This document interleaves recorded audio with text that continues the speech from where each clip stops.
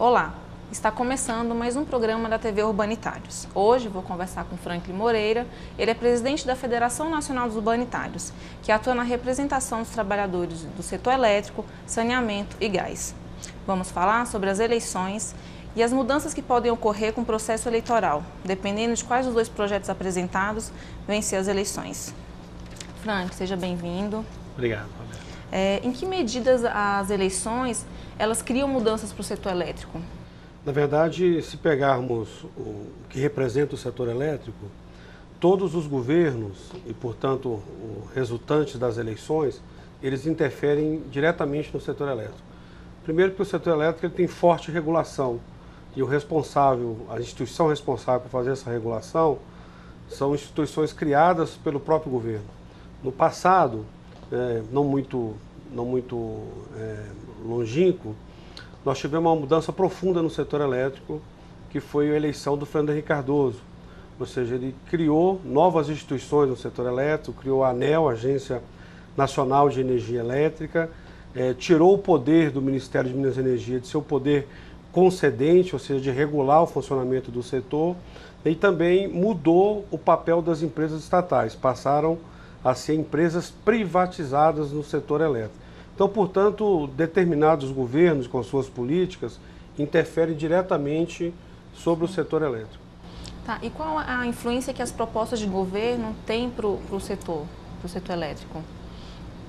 Olha, as principais interferências que tem, ela diz respeito muito tanto ao próprio funcionamento do setor, ou seja, se ele vai atender às necessidades que a população espera do setor elétrico, ou seja, qual a principal expectativa que os consumidores de energia têm sobre o setor elétrico, que ele funcione adequadamente, que ele leve energia para as pessoas de qualidade, a hora que as pessoas quiserem, porque parece uma coisa meio mágica, basta você apertar o interruptor da luz elétrica que ela acende, mas por trás disso tem todo um setor que precisa de ter um funcionamento adequado.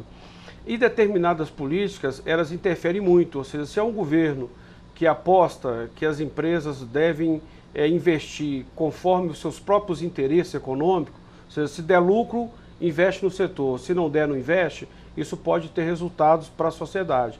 Foi o caso do apagão que tivemos em 2001 no governo Fernando Henrique Cardoso, ou seja, ele privatizou as empresas estatais, obrigou as empresas geradoras, no caso aqui Eletronorte, Furnas, que atende a região, de não investir mais para construir novas usinas, e nós tivemos um apagão em 2001, onde a sociedade também sofreu as consequências desse apagão. Talvez as pessoas mais jovens não lembram disso, mas em 2001 nós tivemos que reduzir o nosso consumo de energia em 20%, e caso não atingisse a redução em 20%, a multa sobre a conta de luz seria em 30%. Então, portanto, nós tivemos impactos negativos para os trabalhadores no setor elétrico. Outra coisa de respeito à matriz energética. Você pode ter uma matriz mais limpa, você pode ter uma matriz mais suja, você pode ter uma geração de energia, como acontece nos Estados Unidos, muita base de carvão mineral, muita base de óleo diesel, ou você pode ter uma outra matriz energética, como é o caso do Brasil, que tem sua energia gerada a partir da água. Tudo isso são escolhas de políticas de governo, onde os governantes eleitos pelo povo tomam essas decisões. Já tivemos também períodos do governo FHC, onde a sociedade, mesmo elegendo governadores e parlamentares, mas quem definia o funcionamento do setor não eram as pessoas que tinham essa delegação, mas instituições que foram criadas, como o caso da Agência Nacional de Energia Elétrica.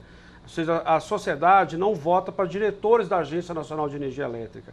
Mas como veio um processo de privatização e as empresas privadas queriam que o governo não interferisse, ou seja, a hora que a sociedade ia cobrar que a qualidade da energia caiu demais, que estava ficando muito tempo no escuro, que demorava o atendimento ou que não tinha uma agência de atendimento para poder atender, as pessoas reclamam do governo. Só que o que o FHC fez?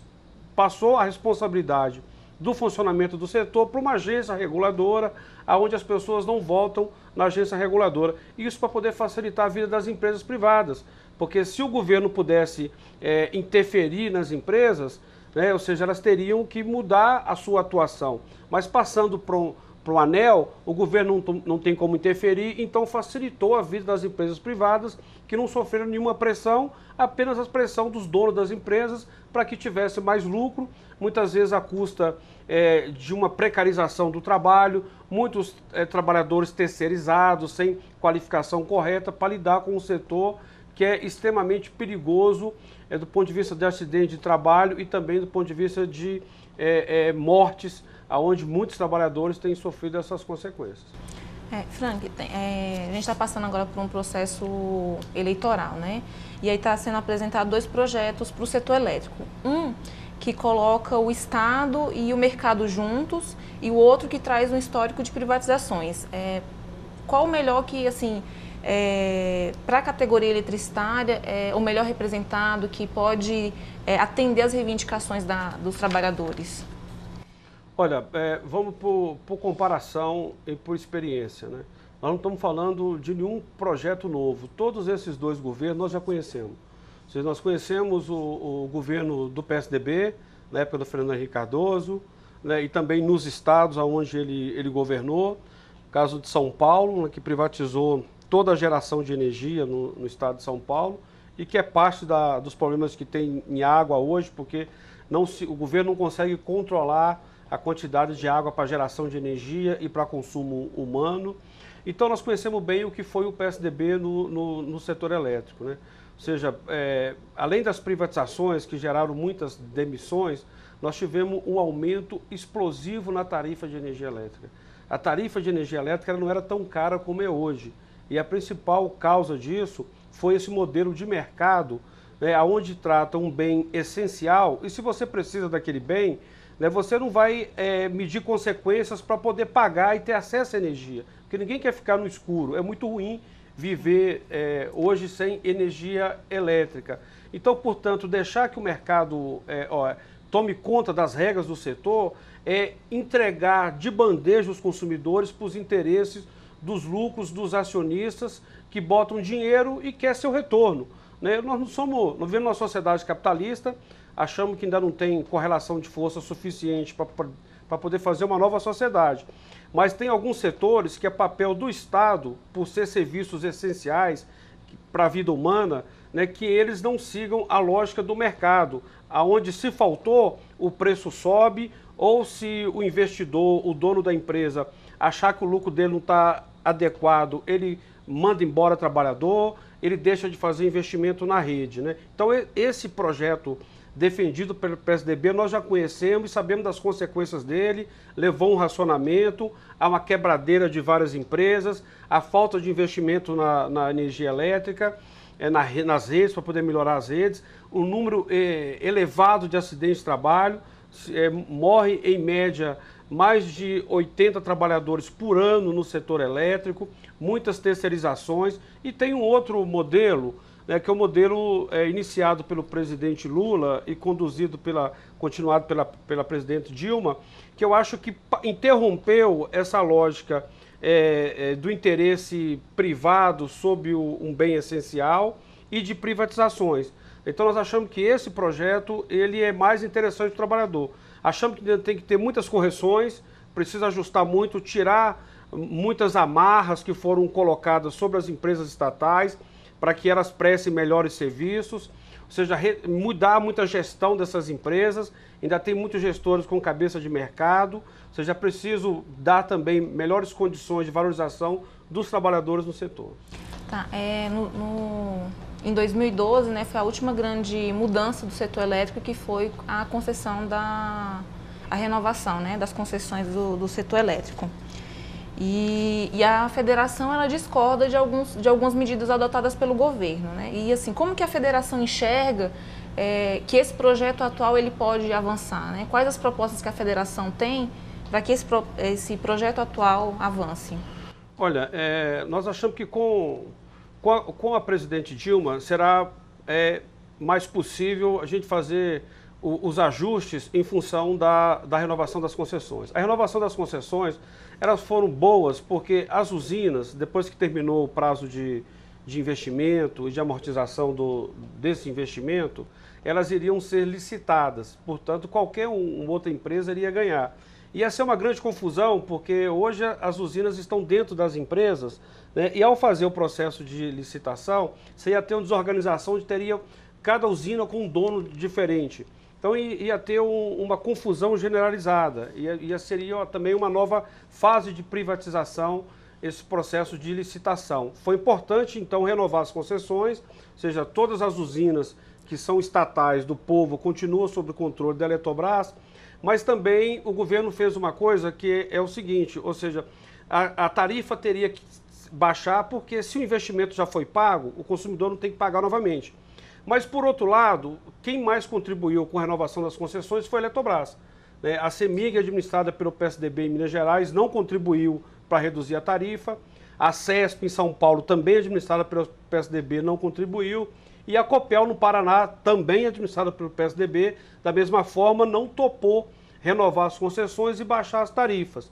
Então, o que aconteceu? Como a Eletrobras contribuiu com todo o volume de redução da tarifa de energia, e ela é responsável por fazer os investimentos para continuarmos tendo energia no nosso país, e uma empresa que perdeu muita receita porque ela contribuiu sozinha para a redução da tarifa, é importante que recupere a capacidade de investimento dessa empresa, porque nós não podemos ficar sem energia e sem a Eletrobras, através das suas empresas. Eletronorte, que atua no norte do país, Furnas, que atua aqui no centro-oeste e em outras regiões do país também. Ou seja, não existe nenhum investimento, nenhuma parceria com as empresas privadas, porque existem grandes riscos, o volume de investimento ele é muito grande, significativo, os riscos geológicos, ambientais também são altíssimos, então, portanto, é preciso resgatar esse papel da Eletrobras, que com a renovação das concessões, como ela contribuiu sozinha,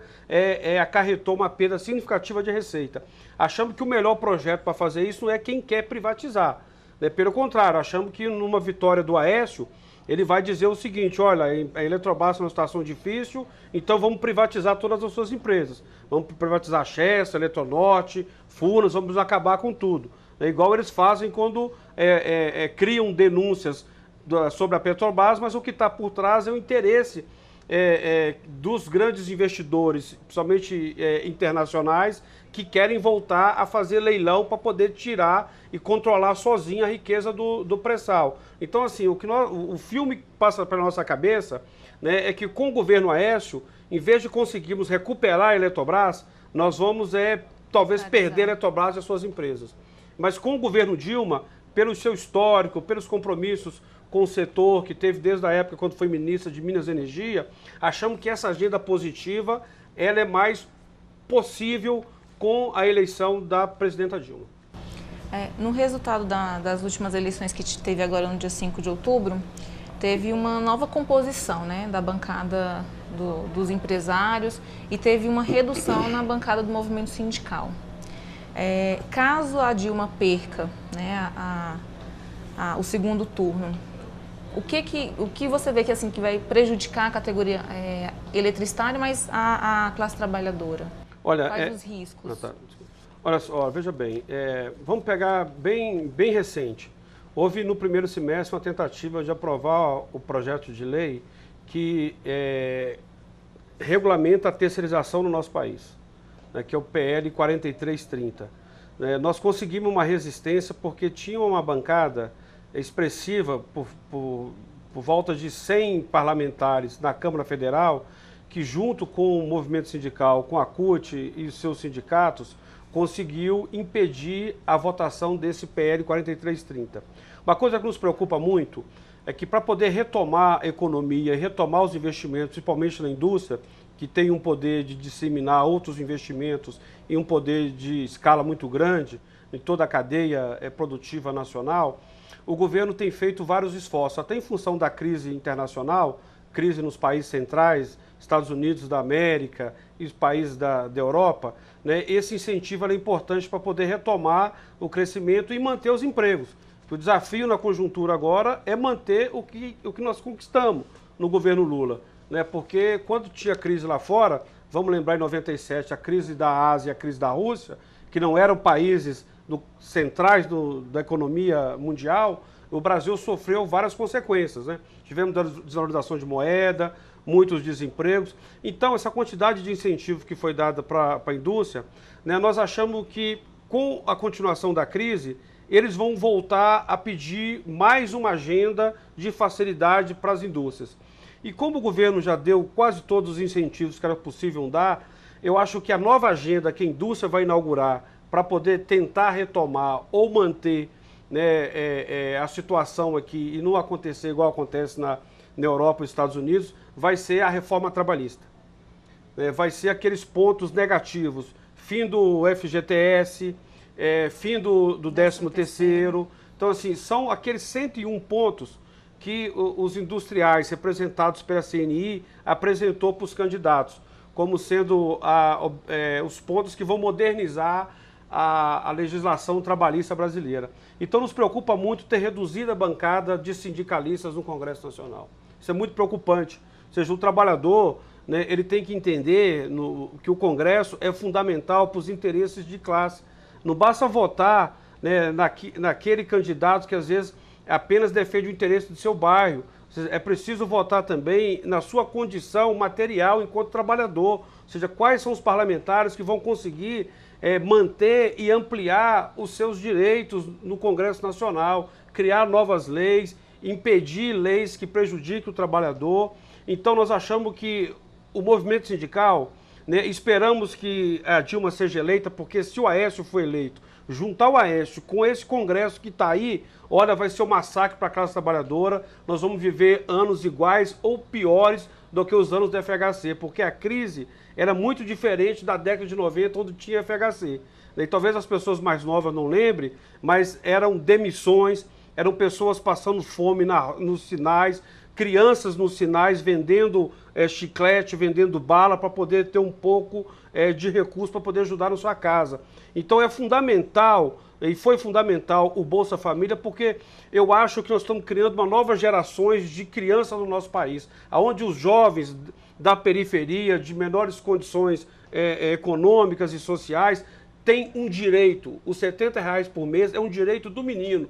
Então nós estamos criando uma geração de cidadãos com direitos e que não vão ser presa fácil para o crime. Então, assim, eu acho que tudo isso nós vamos correr grandes riscos caso o Aécio seja eleito, porque ele está dizendo que é preciso, para mudar a economia, né, é preciso fazer medidas amargas. Às vezes ele não fala muito isso explicitamente, o que ele vai fazer para poder atingir a mudança que ele quer. Né? Ou seja, não temos dúvida que esse discurso todo de inflação alta é preparando o terreno para poder aumentar a taxa de juros. E qual que é a consequência para o consumidor, para o trabalhador de aumentar a taxa de juros? Quando aumenta demais a taxa de juros, qualquer empréstimo ou financiamento que você for fazer, seu cheque especial, para aquele trabalhador que está no cheque especial, ele aumenta também. Para as empresas, diminui a possibilidade de investimento, porque a taxa de juros vai fazer com que o empréstimo fique mais caro. Portanto, a atividade econômica também vai reduzir. Mas é isso que o Armínio Fraga, o seu ministro da Fazenda, está dizendo. Ou seja, é preciso tomar algumas medidas antipopulares, tanto que até proibiram o Armínio Fraga, que vai ser o futuro ministro da Economia do Aécio, de continuar dizendo aquilo que ele vai fazer. Porque se o PSDB dizer qual a mudança que ele pretende, a gente vai ver que é igual ao que aconteceu na década de 90, porém com um cenário econômico muito pior do que aquele na década de 90.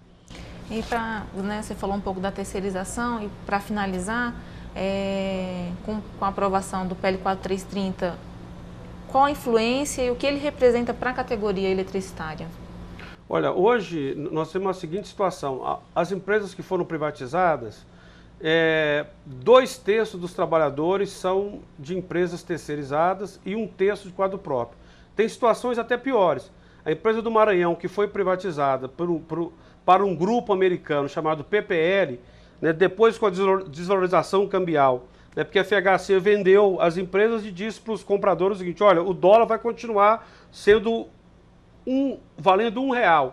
Aí eles compraram, fizeram um financiamento em dólar, só que quando desvalorizou o câmbio, em função da crise que teve na Rússia e na Ásia, o real passou a valer, o dólar passou a valer R$4. Né? Com isso, as empresas recebiam em real as suas contas de luz e pagava os empréstimos do BNDES em dólar. Todas elas foram embora e deixaram as empresas aqui endividadas. A Semar no Maranhão foi reprivatizada por R$1, para você ter ideia. Né? E hoje no Maranhão você tem 1.000 trabalhadores quadro próprio e 5.000 terceirizados. Muitos terceirizados, inclusive prestando serviço, sobem no poste de chinelo. Sem proteção individual, sem nenhum equipamento de proteção individual, muito menos cursos de treinamento, de formação, para poder desempenhar suas atividades melhores. Nas empresas que são estatais, né, até função dessa onda, o Congresso não regulamentou ainda o fim da terceirização, você tem o contrário, ou seja, 2/3 são quadro próprios e 1/3 terceirizado. Se passa essa lei, nós achamos que as empresas estatais vão ficar igual às empresas terceirizadas, igual às empresas privadas, e as empresas privadas vão substituir definitivamente os quadros próprios apenas por gestores de contratos de empresas terceiras. E precarizando cada vez mais o trabalho, tendo mais precarizando cada vez mais o trabalho. Franklin, obrigada pela sua participação. Eu que agradeço. E a gente termina aqui mais um programa da TV Urbanitários. Até.